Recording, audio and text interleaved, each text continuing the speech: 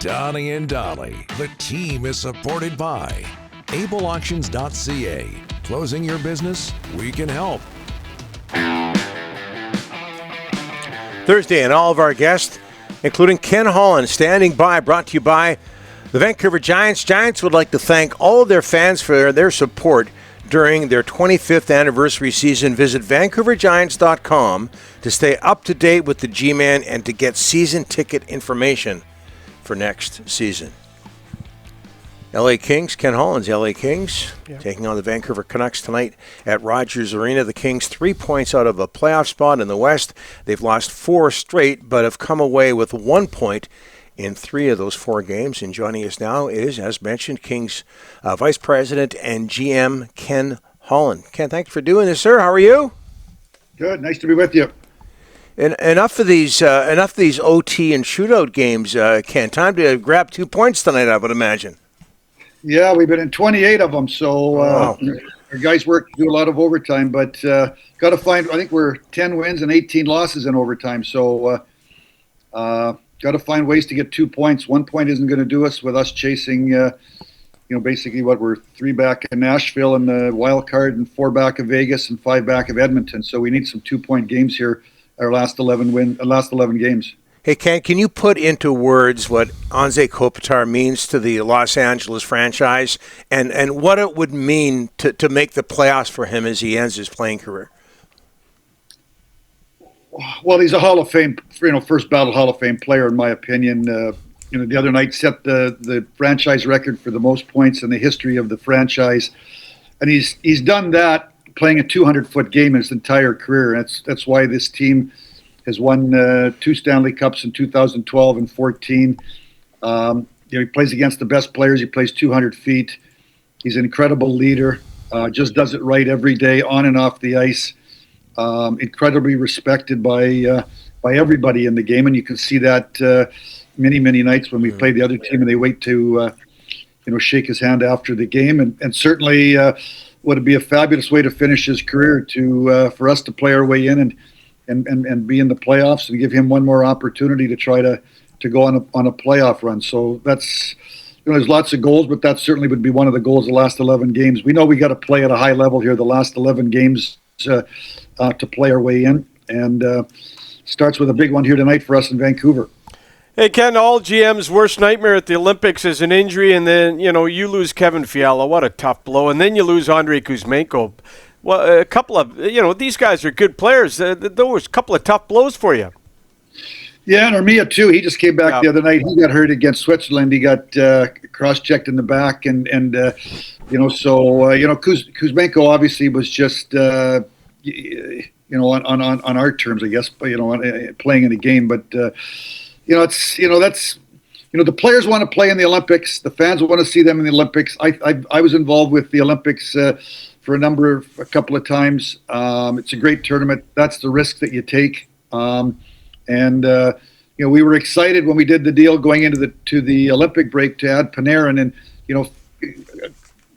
scoring goals has been a challenge for us this year. We were hopeful that with the addition of Panarin and having Fiala and Kempe that we would our scoring would go up. But then obviously coming right out of the Olympics, there was no Fiala. So Panarin's been everything we had hoped he could be and done for our team. Our power play is much improved. He's producing it up over a point a game clip. So we're looking forward. Fiala's done for this year. Mm-hmm. It's a big loss, but other teams, I think back to last year when Boston lost McAvoy. I mean, we're not the first team that it's happened to. So that's a part of being involved in the Olympics. The parity this year, Ken, just in the East, the West, we've talked to other GMs who just say it's unbelievable. What are your thoughts on the parity? It's everywhere. Yeah, it's the best ever, and I don't think it's going to change. I think that all the way everybody builds their teams, with the goaltending, the way players now have to play 200 feet, they got a back check, and if they don't compete. We get somebody else that's going to compete. So I think that it's going to be like this year after year. I mean, last year, I think Calgary missed the playoffs with 96 points. I think tied and lost, missed the playoffs. And, I know being with 1 year, is it last year, or the year before, Detroit missed the playoffs, tying for the last spot with Washington 2 years ago. So I just think that's the league that we're in now. It's really, really close, and the difference between, there's always going to be 3 or 4 or 5 teams that are maybe just cut above everybody else.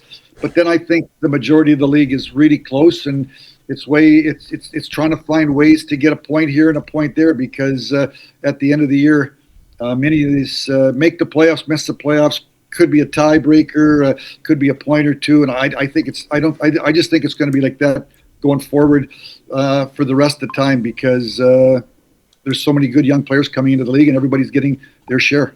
Quinton Byfield, I see highlights sometimes, Ken. I'm amazed at some of the stuff he does, but the consistency and his breakthrough offensive, you're not there yet. What are your thoughts on a young, good player like this? Well, it was a bit of a struggle offensively for him to start the year. Now, I thought the other night in Calgary he played maybe his best game of the year, scored 2 goals, but he was just playing 200 feet. He always plays hard. He's got a big motor. He's played hard all year.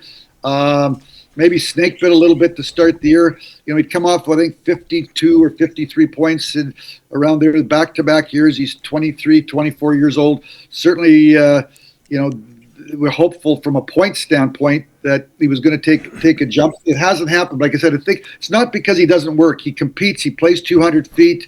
He wins battles. And I'm hopeful that here the last 11 games, like I said, I thought he played his best game in Calgary the other night, so he can certainly carry a team. That line was really good for us the other night, him and Moore and Laferriere. So hopefully it continues. But he's a big part of this franchise. He's a 6'4" center iceman, got a big motor, plays 200 feet. And with Anze Kopitar retiring, his responsibility is going to grow going into next season. Kings and Canucks tonight, Rogers Arena. We're talking with Ken Holland of the Kings. Back to the Kevin Fiala situation, if you don't mind, Ken. And you touched on this. Are there moments in the wake of that injury that he suffered against Canada in the Olympics, out for the season? Are there moments when you feel any differently about NHL participation in the Winter Games? No, I don't. Don, I was, very fortunate to be on the Canadian Olympic team in 2010 in Vancouver, 14 and in Russia. I know how important it is to the players. I know how important it is to the fans, and the ratings were fabulous throughout the tournament.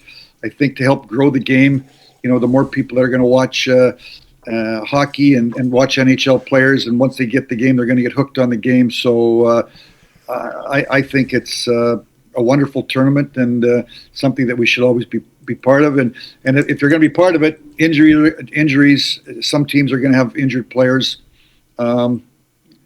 We could be playing a game and they could get injured as well. So no, I think we should be a part of the tournament because it's important to the fans and the players. Yeah, I think most people would agree the positives outweigh the negatives. And Ken, you're a BC boy. So is Jim Hiller. How tough of a decision was it to let him go as head coach? Well, it was very tough because obviously I was also with Jim when he was assistant coach in Detroit under Mike Babcock. So.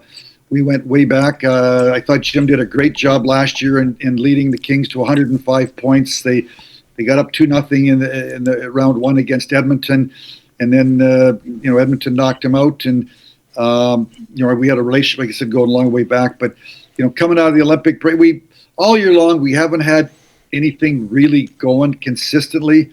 And then when we got beat at home 8-1 by Edmonton, I think the second game we lost to Vegas, and then we lost to Edmonton. I just thought we needed to make a change. I met with him. He was a pro about it. It was a tough decision. He's a good man. He's a good coach. Hopefully he gets another opportunity, deserves another opportunity, but just made a decision that I felt needed to be made. And I think the team has really responded hard, to DJ Smith, but also I think when you're a player and you see somebody lose his job, it's an eye opener. And I think our record's about 500. I can't tell you the record's a whole lot better, but I think we've played better. I think we've played a little bit harder, and we have to turn that into wins. Ken, thanks so much for doing this. We know you're busy, and again, we can't thank you enough. Best of luck. Thanks, guys. Take care. You bet. Ken Holland, Vice President and GM Yep. of the Los Angeles Kings, joined that organization in May of 2025. He talks about Quinton Byfield. DJ Smith, interim head coach, has said that he's been their best player recently, and there's so much pressure on him. So 7 points in his last 5 games, and keep in mind that the Kings picked him second overall in 2020 and said no to Tim Stutzel and others and Jake Sanderson. So some pressure on him, but he seems to be coming through to some extent this season, certainly maybe after the coaching change. So Kings and Canucks tonight, Rogers Arena. Waddling Dog poll question, we'll deal with it next. Donnie and Dolly, the team on check. Donnie and Dolly, the team is supported by AbleAuctions.ca. Closing your business? We can help.